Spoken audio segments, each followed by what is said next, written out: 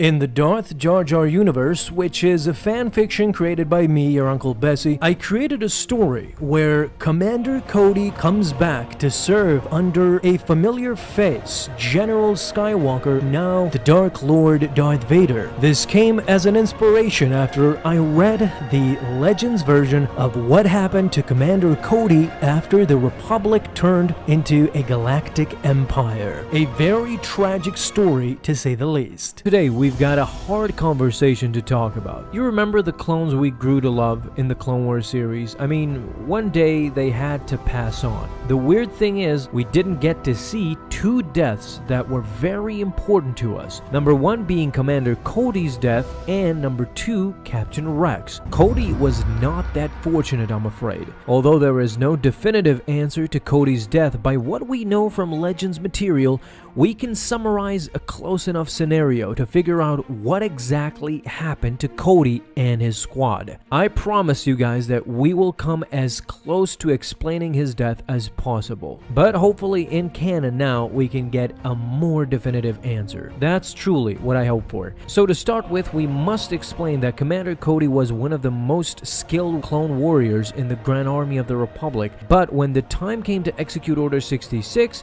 he did so without hesitation. Unfortunately, he failed to eliminate ObiWan on Utapau, but after that, unfortunately, Commander Cody's story completely stops. We don't get a resurface in the movies, and we don't get anything more in visuals such as the Clone Wars series and so forth. But in Legends material, his story continues and unfortunately takes quite a dark turn. In Legends, Cody got absorbed into the Imperial Army, and due to his experience as a veteran clone commander, he was relocated to Temira City on his homeworld of Kamino to train the future Imperial battalions. You know, teaching them codes, protocols, and tactics that were in fact developed by him and Captain Rex. The sad part was that Cody did not enjoy this position at all. He was extremely disappointed at the skill sets of these new human recruits and was saddened at the fact that the Jango clones had now been discontinued by Emperor Palpatine.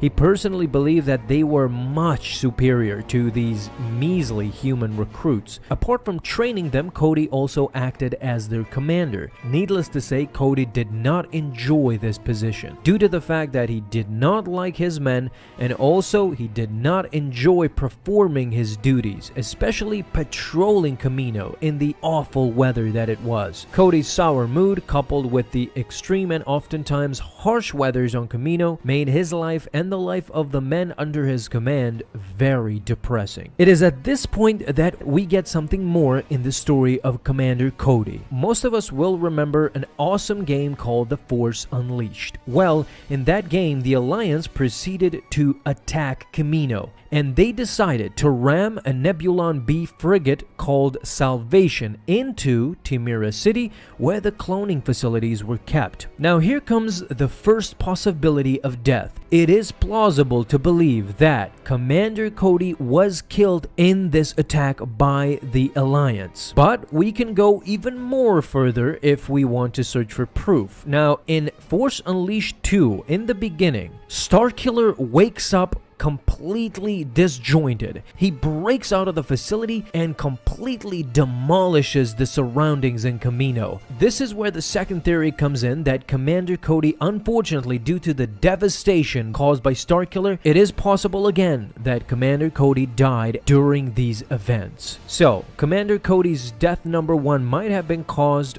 by the Alliance intentionally ramming the Nebulon B frigate into Temira City in order to completely destroy the cloning facilities. And death number two might have happened during the devastation caused by Starkiller. You lastly have to think about the karma that Commander Cody had to suffer during this whole ordeal, because the way he betrayed ultimately the Jedi and the way he cold-heartedly shot Obi-Wan Kenobi to his supposed death was not a pretty picture to see. We now know from canon that Captain Rex, for example, resisted, if not for a split second, Order 66, and did not just wholeheartedly started shooting at Ahsoka out of nowhere. One could argue that Commander Cody could have done the same thing for Obi-Wan, but he didn't.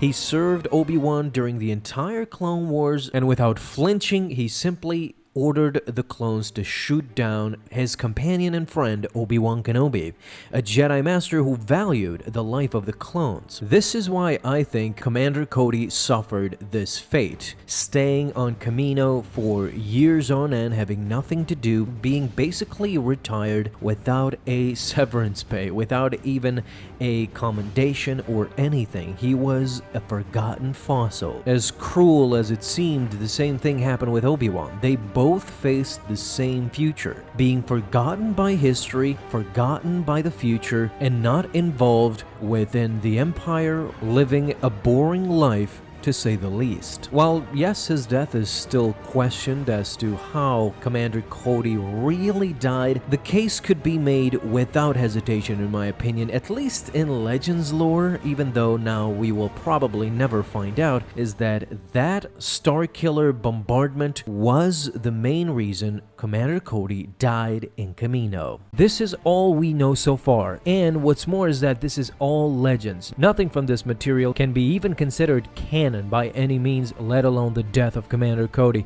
So I would like to ask you guys, which death do you think it's true? Is it the rebel attack on Temira City, or is it the Starkiller destruction that killed Commander Cody? Now, however, in the new Darth Jar Jar universe, more and more stories will be coming to expand the beautiful and awesome story of Commander Cody, a commander that I feel was unjustly sidelined in the previous expanded universe media. Now serving under Darth Vader, Commander Cody will be joined by a lot more prominent and powerful clones. So I guess you'll have to stick around for episode number 3 of Darth Jar Jar. I've finished the script and compiling music as we speak, and also voicing the characters. You can expect a lot more very soon, but I want to thank you guys so much for watching this particular video, and if you enjoyed, leave a thumbs up down below, subscribe for dailies. Now you have an awesome day, Star Wars fans. I'll see you in the next video, and may the Force be with you until then.